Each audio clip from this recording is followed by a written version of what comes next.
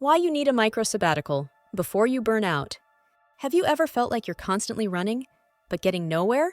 Like you're exhausted, even after a weekend off, but still can't justify taking a real break? Yeah, you're not alone.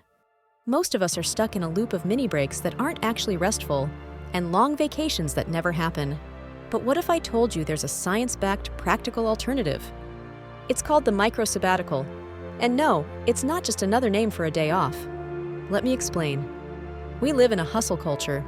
Even our rest is often filled with scrolling, noise, or multitasking. Traditional sabbaticals, taking months off for a life reset, are amazing. But they're not exactly realistic for most people. That's where micro sabbaticals come in.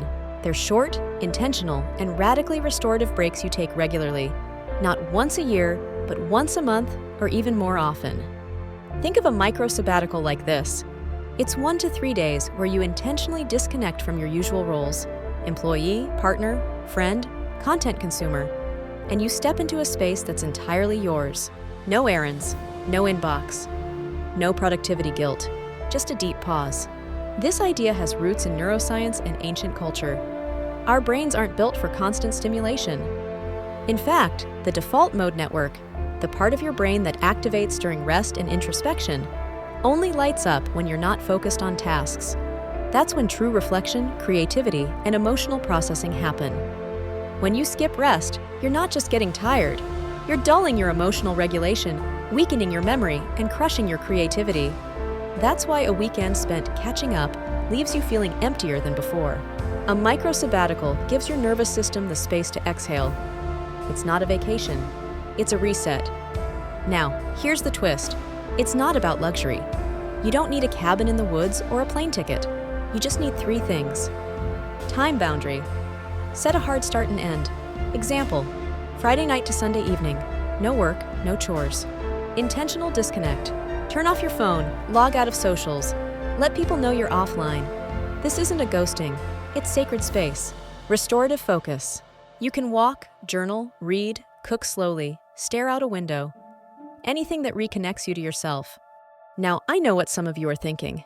This sounds amazing, but how can I actually do this when I have kids, a job, responsibilities? Valid question. And here's the answer. You scale it. If you can't do 2 full days, start with 1 evening a week, or 4 hours on a Saturday. The key is consistency and intention. People who regularly take micro sabbaticals report higher clarity in decision-making, reduced anxiety and emotional overwhelm, faster burnout recovery, and surprisingly, more creativity in their work. It's like giving your inner world a chance to breathe. So when you return, you're not just recharged, you're recalibrated. I've personally started taking 1 micro sabbatical every month. Sometimes I go on a solo hike. Sometimes I stay home in silence with a notebook and 0 plans. Sometimes I do nothing, on purpose. Every time I come back clearer, calmer, and more myself.